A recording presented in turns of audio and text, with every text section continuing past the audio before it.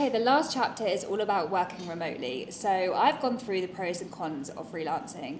One of my biggest perks is being able to work remotely, and whether that is from my cozy little cottage in Cornwall or from places like this. I'm currently in Philippines, and my backdrop right now is just tropical lushness. I will show you.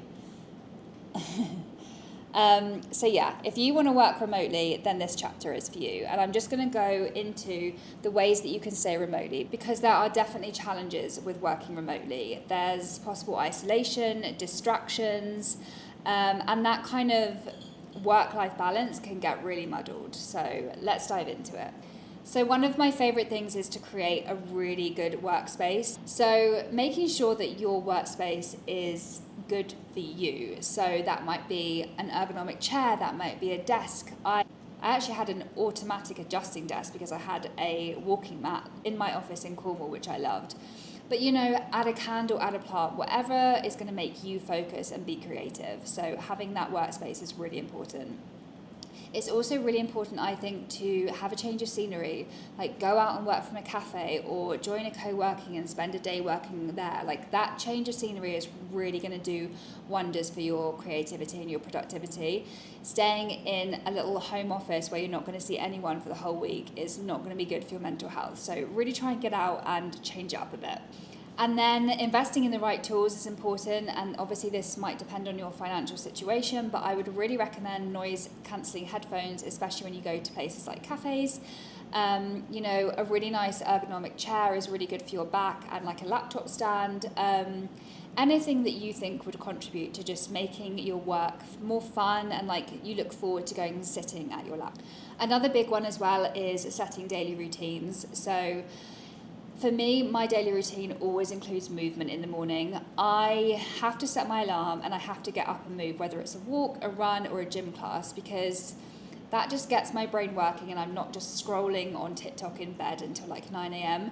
So I get up and I move and I come back and I shower and then I'm ready for the day and I'm just ready to get going by then. So if you're anything like me, I really recommend that routine. But whatever works for you, just try and stick to some routines and have some boundaries. Make sure you're taking breaks.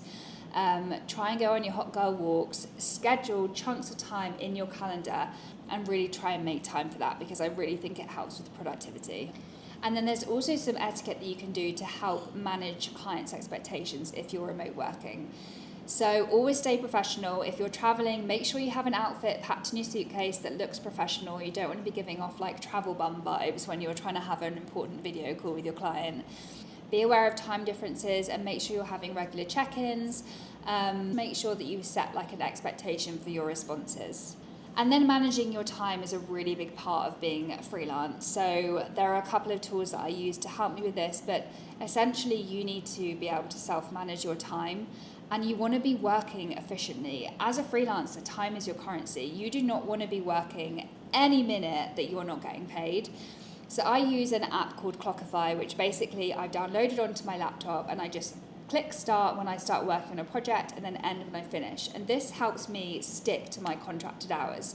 The last thing you want to do is be doing 3-4 hours over what you're being paid for. We're not doing late night offices employed anymore. Like you should be getting paid for every minute that you are putting into the project. So yeah, this is a really good way to manage your time, to just really keep track of what you're working on. And it just helps as well with invoicing, and it just helps you figure out how long you're actually taking for projects and if you need to add more time or add more budget for the next client, for instance.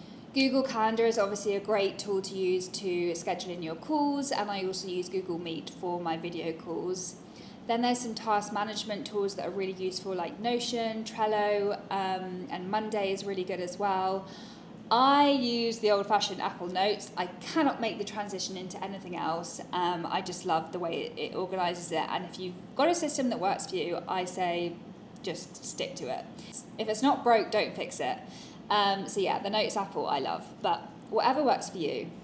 There are other tools and resources in the guide as well. Essentially, you just need a really good setup to work remotely, stay professional, and your client should have trust in you that you're delivering the work that you said you were going to do. And then if you are wanting to be a digital nomad, there's just a couple of things that you should take into consideration. So a little tip is that for my Google Calendar on my laptop, I just stick to UK time with that, so that I always know that I'm scheduling all of my meetings and everything with the client's time zone. Sometimes that might mean that you're taking a meeting at midnight, but if you really want to work abroad, then that's just a sacrifice that you'll have to take. I have done many meetings when I was living in Bali at God knows what time in the morning, but it worked. I always showed up, I always looked professional, and the client trusted that I was doing the job. So Wi-Fi access, I always get a local SIM, and actually I use an eSIM now because it's just so easy. You don't even have to put a SIM card into your phone, because who carries those little pin things to take them out? So whenever you're coming to a country, get a local SIM, and that just means that you're always connected to 4G. Wi-Fi, you know what, Wi-Fi can be an issue even if you're in England, so don't be too hard on yourself if you can't find decent Wi-Fi, but always have a local SIM as a backup. And I always try to choose places like co-working that have generators, so that if you're in an area where there's power cuts like Shargao, brownouts are a big thing here, then at least they have a generator, so you're not going to lose Wi-Fi. So just do your research and find co-working spaces that are really going to help you. You don't want to be stressed out. That's the worst thing that can happen. Many times when I was living in my van was I scrambling around trying to find Wi-Fi. And it is stressful. It can get really frustrating. So yeah, get a local SIM, and hopefully that will deviate some of that stress. A VPN is also really good, and it's a really good way to protect your privacy online. Of course, insurance, if you're being a digital nomad, you won't just need things like professional insurance, you're going to need travel insurance. I really rate Safety Wing. It's really good if you don't know which countries you're going to end up in if you're really traveling. So you can book the insurance for different countries, even if you're not in that country, which sometimes can get really expensive. So Safety Wing, I would definitely recommend. And then, of course, banking. If you are getting paid internationally by different clients, I use PayPal, and also Wise accounts are really good as well. And that's it, guys. Thank you so much for being here and for watching this course and for reading the guide. I really, really hope that you found it helpful. If there is anything that you're stuck on or you're not sure on, please feel free to reach out to me. I would love to connect and talk to you and help you if I can. And yeah, I hope this has helped you on your freelance journey, or if you're starting out. And yeah, here's to living your best life, living your dream life, and having a life of balance. And yeah, I'll see you in the club.